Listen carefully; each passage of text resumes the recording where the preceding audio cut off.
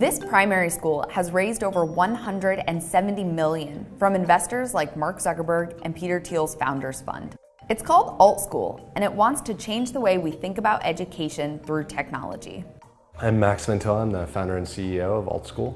I had been at Google and left to start a company called Aardvark that they acquired in early 2010. At the same time, my daughter was 2 years old and we were in the thick of thinking about preschool. My daughter is such a different person than I am, and the world that she's going to grow up in is so different than the world that I grew up in. That future is going to demand of her this ability to kind of constantly make her own path instead of, following a roadmap that's given to her. And her education needs to prepare her for that. AltSchool was founded in 2014. The startup relies on technology to personalize lesson plans and regularly evaluate student progress. Although technology is at the heart of AltSchool, most of the learning takes place offline.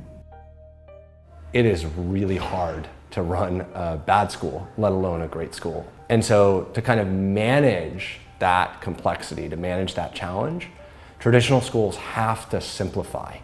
And they do that through making a number of assumptions, like the future is largely similar to the past, or 10-year-olds are pretty much the same. None of those assumptions turn out to be true. In AltSchool, if you look at what are the objectives that 10-year-olds are pursuing, the vast majority of them are not 10-year-old objectives. They're things that an 11-year-old or a 12-year-old or 13-year-old would be expected to work on, and in other areas maybe they're behind and they're working at a 9-year-old or an 8-year-old level in some domain. Personalizing education is pretty easy to do on a screen. The problem is now kids are on a screen, which is in many ways the last thing that you want. So the challenge for us is, how do you personalize education off of a screen?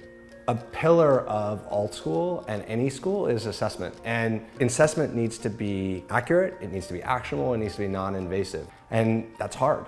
How do you get a signal about what kids are learning and what they know and what they don't know, not just once a week, but once a day, once an hour, once a minute? And again, that's where technology can come in. You can allow kids to kind of naturally learn in an emergent way, and you can give tools to teachers so that they can document in real time. One of the teachers' favorite pieces of technology in the classroom are these cameras mounted on the walls, but they're not here for security. At the end of the day, teachers can play back the video to figure out what part of the lesson worked and what didn't.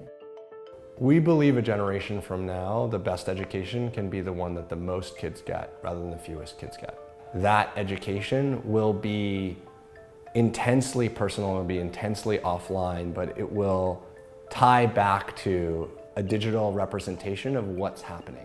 So you'll be able to use technology to be much more flexible, to be much more coordinated, to be much more rigorous, and allow an experience that, in many ways looks totally untechnical. If you believe that to really be part of a solution for, a very different education in the future versus now, you need to bring technology and great traditional education together.